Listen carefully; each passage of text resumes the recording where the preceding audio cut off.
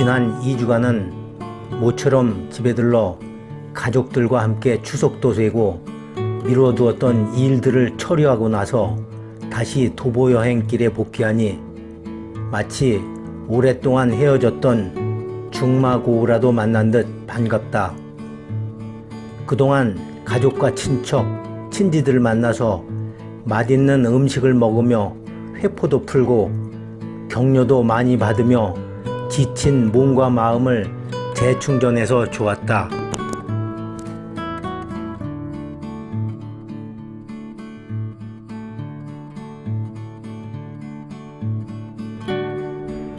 그간 2000km 가까운 먼 거리를 걸어서 달아진 신발에 밑창가리도 했다.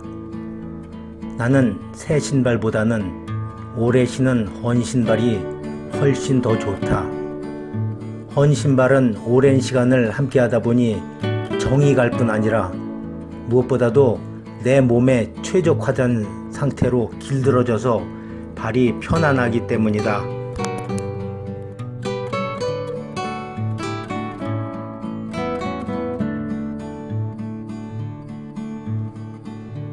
나는 내 당초 계획에 따라서 월요일인 9월 16일 남원으로 복귀해서 하룻밤을 묵고 다음 날엔 화요일 아침부터 걸으려고 했었다.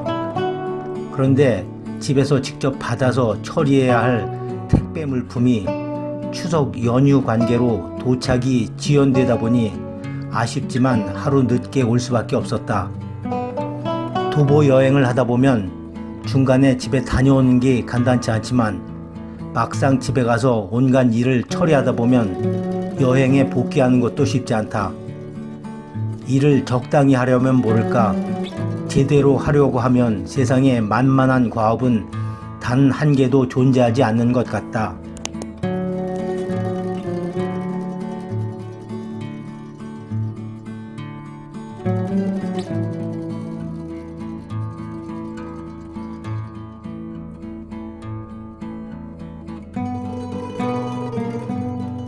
걷기를 유별나게 좋아하는 나는 내가 길을 걷고 있을 때가 가장 나답다는 느낌이 든다. 걷기는 이제 내 삶의 중요한 존재 이유 중 하나로 마음속 깊이 자리한 것 같다. 심지어 어떤 때는 내가 있어야 할 곳이 집보다도 길이 아닌가 하는 착각마저 들기도 한다. 그리고 오늘은 특별하게도 내가 복귀한 곳이 우리나라의 대표적 한글 고전소설 춘향전의 무대인 남원이나 보니 성춘향을 다시 만난 이몽룡의 마음이 헤아려지는 것 같아서 즐겁다.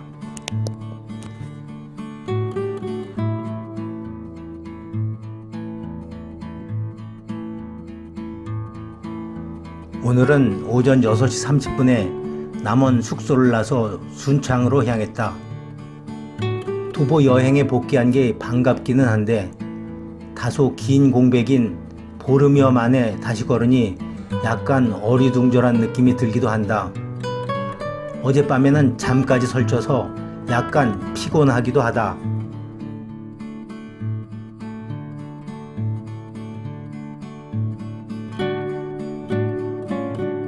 나는 잠자리가 바뀔 때마다 며칠 동안은 적응하느라 고생한다. 게다가 어제는 숙소의 방음 상태가 좋지 않았는데 옆방에서 TV를 크게 틀어놓고 떠들어대는 소리가 계속해서 들리니 도무지 잠이 오지 않는다. 계속해서 반수면 상태로 뒤척이다가 새벽 2시가 가까워서야 겨우 잠이 들 수 있었다.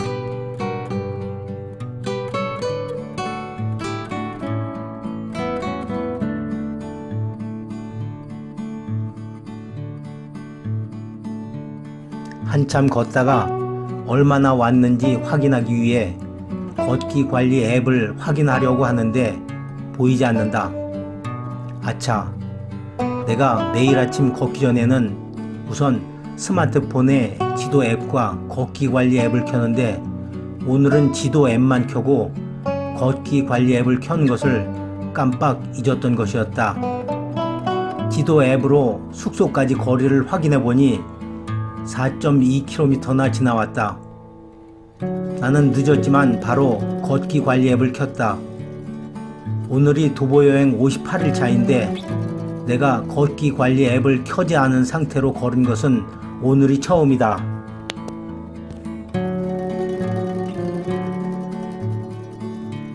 신발도 창가리를 해서 거의 새 신처럼 변했는데 내 발은 창이 많이 다른 헌신에 적응되다 보니 새 신은 오히려 쿠션이 너무 강해서 편치 않다. 과거 내 경험에 의하면 적어도 한 주 정도는 지나야 발이 새 신에 적응할 수 있을 것 같다.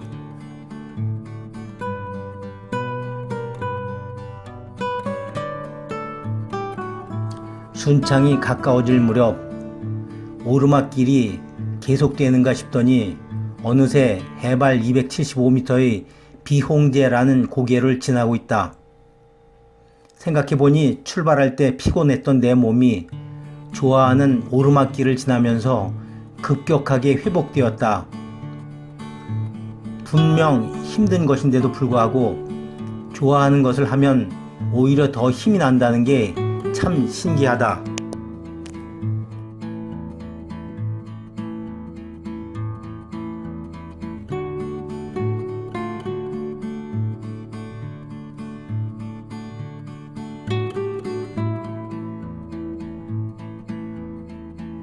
걷다 보니 논 중간중간에 벼들이 쓰러져 있는 곳이 많이 보인다.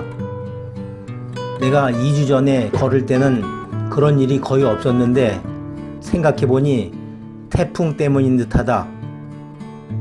예전에야 그 피해가 요즘과는 비교할 수 없을 정도로 더욱 컸겠지만 인간이 과학을 아무리 발전시킨다 해도 결국 자연 앞에서는 한없이 미약한 존재일 수밖에 없는 것 같다.